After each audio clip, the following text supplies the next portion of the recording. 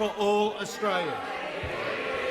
The member for North Sydney. Thank you very much, Mr Speaker. My question is also to the Treasurer, because he's so popular. In light of today's national accounts figures, will the Treasurer inform the House how the Morrison government's economic plan has ensured the Australian economy compares favourably with other global economies?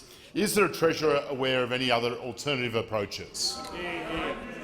The Treasurer has the call. The member for Mr. Speaker, McEwen. and I thank the member for North Sydney for his question, who has a background in local government. Mr Speaker is a strong supporter of Australia's tourism and transport sectors and makes a valuable contribution in this place, Mr Speaker. Now, today's national accounts showed that the Australian economy continues to grow.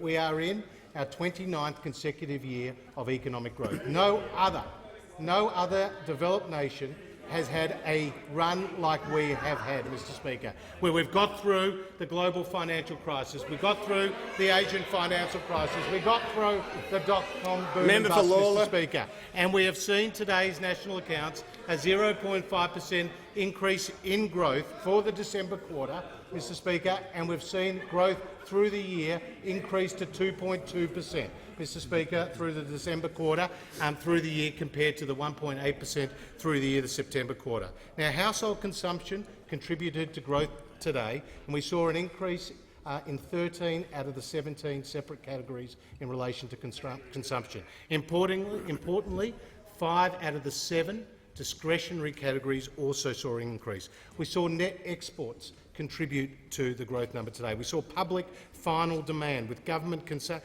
Mr Speaker, increasing by 0.7% in the quarter. Importantly, ownership transfer costs, which is a window into the housing activity, was up by 12.3% over the December quarter.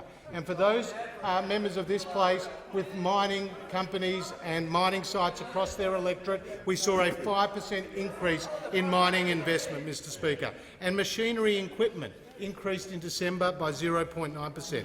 Now, I was asked about international comparisons. Well, I can inform the House that just yesterday the OECD singled out Australia and Germany as 2 countries which could respond to the coronavirus with additional fiscal measures without endangering debt sustainability, Mr Speaker.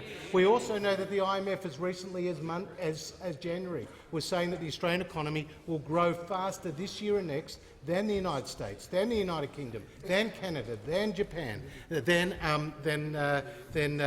France and Germany, Mr Speaker. We know when it comes to employment growth, today employment growth is 1.9%.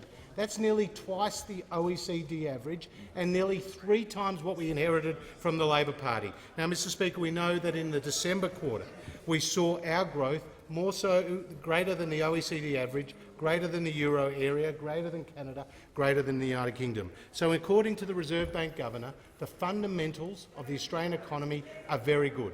Australians can be confident about their economic future.